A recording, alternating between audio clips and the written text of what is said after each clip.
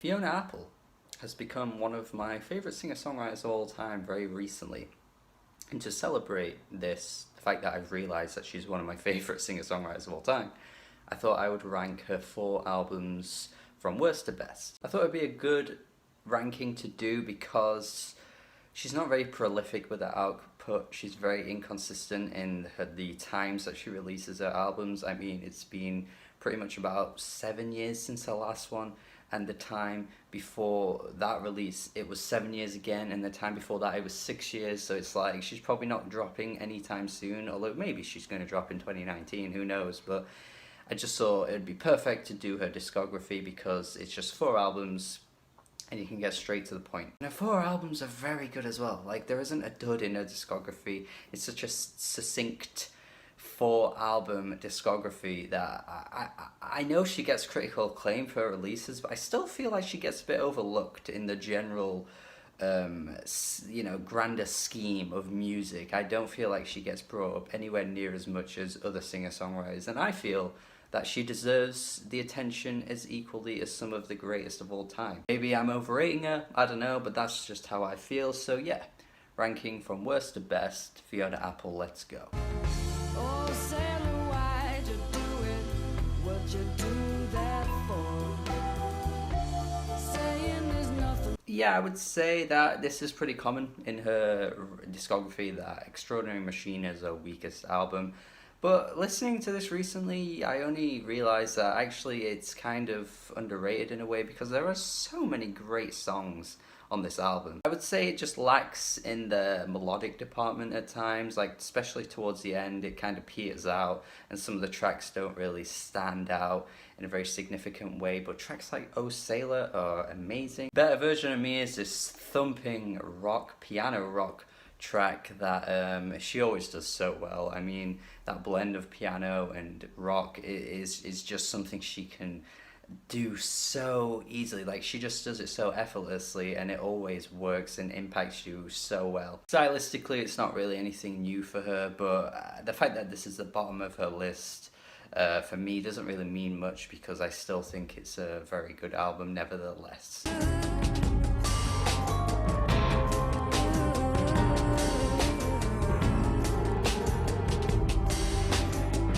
At third place, we have Tidal, her debut album, in fact, and perhaps has her most iconic song on here, Criminal. I feel like it's one of those songs that, you know, your average person's gonna know it, but they might not know it's by Fiona Apple, but even her hardcore fan base can admit that despite the fact this is one of her most famous songs, I think it's one of her most famous songs for a very good reason, because this is just fantastic. Just that classic self-deprecation that Fiona Apple's always played to, and also done it in a way that makes her come across as maybe desperate, but it's also incredibly relatable for people in her position, I think. I've always said I feel like she's ahead of her time in a way, the fact that she, you know, writes the songs in the ways that she does, and I don't really feel like many singer-songwriters around this time would just be so honest with the way that they write their music, and I feel like Fiona Apple on this album proved that, you know, this was a different kind of era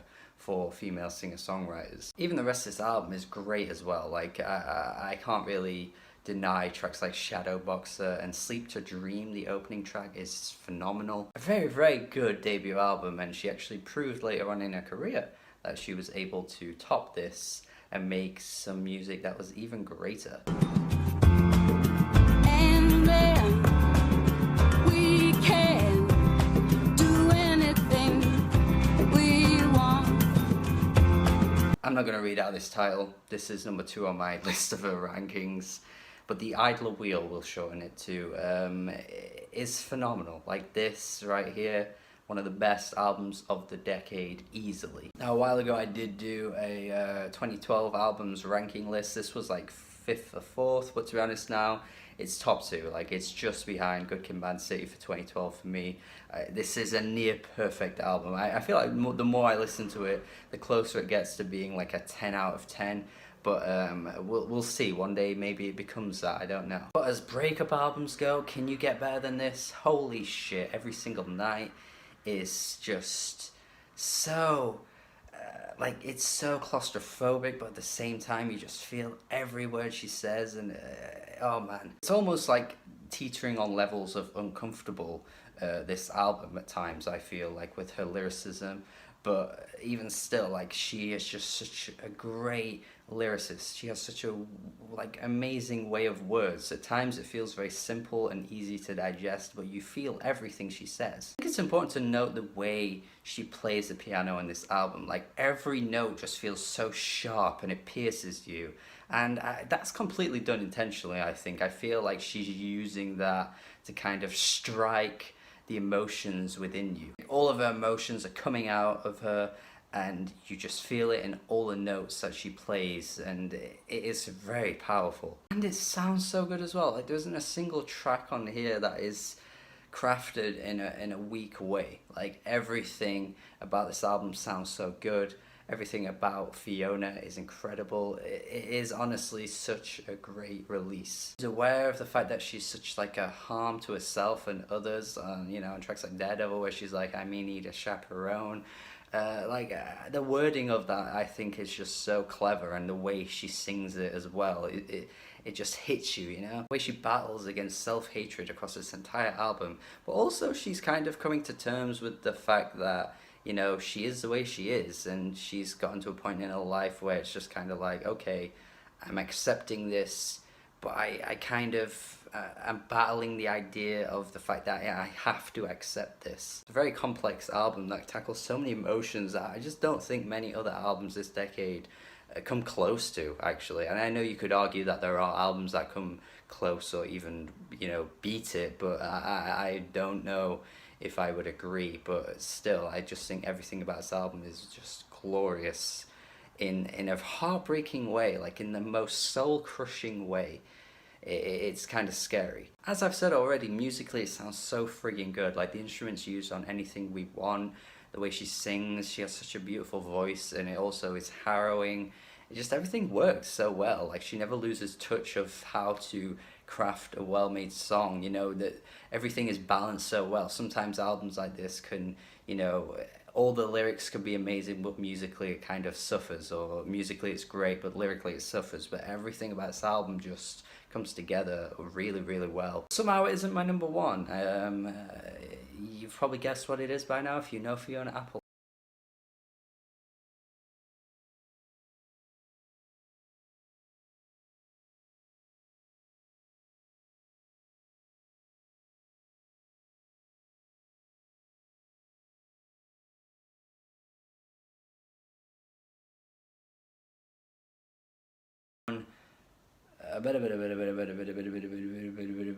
Is my favorite Fiona Apple album. Recently he decided that this is a masterpiece. Like I just don't think I can see it any other way. This is a 10 out of 10 to me, because everything basically I said about the Idler Wheel, but somehow this album just does it even better in the slightest way. As Fiona was much younger when she wrote this album as opposed to when she wrote the Idler Wheel, I think it's safe to say that the heartbreak on the Idler Wheel is much more potent than it was here, even though the brutal honesty of her lyricism is still there. The Idler Wheel is kind of just more like of a realization that she's so late into her life and she still has these experiences, but they're so much more difficult to handle. Whereas when the Pawn, I think she's younger and still kind of discovering the way she is a little bit better and kind of understanding how she is in relationships. And honestly, you could put both these albums on par for many different reasons. I know I could easily, but I think this album is just musically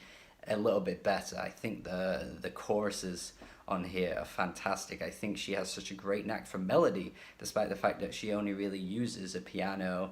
And yeah, of course, there are other instruments utilized on the album. You know, there's some great drumming here and some guitar too. It just hits harder, like the thumping feeling of the instruments coming together on this album is so great to listen to. Guitar on too, I love that comes through. Friggin' legendary Paper Bag. The Paper Bag is timeless. I will not hear any slander against Paper Bag. It is one of the best songs in the 90s. Go suck your go suck your paper bag if you have anything to say. And there's also this kind of like sexy noir sort of feel to many of these tracks. This kind of like old school soulful vibe, especially on tracks like A Mistake. I just can't really describe, and I feel like Fiona Apple pulls it off so friggin' well. And I think the way she writes her songs, again, is just phenomenal. She really should be in the conversations of like greatest singer-songwriters of all time. I wouldn't put her as like #1, or maybe not even like top 5, top 10, but like she should be in the conversations at the very least. I mean, she just has no shame. There are no songwriters out there that just, you know, put their pride aside and just be as brutally honest as Fiona. She understands how flawed she is, but she accepts it while also tackling those inner demons in ways that she's always confused by, but I just admire everything she does. Maybe I'm making a huge reach here, but I don't know if it's some kind of like societal constraint on her in a way, by the fact that, like, you know, it's not always acceptable for like a woman to be as honest as this, or to put their pride aside, whereas like men can easily do it and be praised for it. I don't know if that's some kind of like ridiculous Stretch Armstrong reach. I kind of feel like that's why she might be a bit off-putting for some listeners, and why she isn't as considered as one of the greats like that. But even still, I just admire everything about this album. And on this album as well, she has such a knack for like a great groove on Fast As You Can. She rides these upbeat tracks as equally as the slower paced slow burners as well. I absolutely love this album, man. Look, if we were to rank like the best albums of the 90s, this would definitely rank in the top 10. I mean, I adore this. I think it's amazing. I think it's a fantastic piece of work. Just that instant anger that just seeps through into her vocals, and the ferocity. On tracks like Limp, you know, she can instantly go from this like cute girl to this like, I don't take shit. I think she's so multifaceted in ways that so many singer-songwriters aren't able to achieve, and that is why this album is my #1, and why she is one of my favorite artists of all time, I will say. Thank you for watching. Hopefully you got some enjoyment out of this video. If you never listened to her, I hope I've, you know, pushed you to go listen to her after this video. And thank you for watching. If you have listened to her though, let me know what you consider her best album. You know, rank her albums in the comments. And I hope you enjoyed my ranking of Fiona Apple's discography from worst to best. Really enjoying doing these worst to best videos. I think it's such a great way to like highlight my favorite artists of all time, and I'm going to continue to do that with many more videos to come. And let me know what you think I should do next, actually, what I should rank after this. Subscribe to the channel for more videos like this and reviews. Have a good day. Goodbye.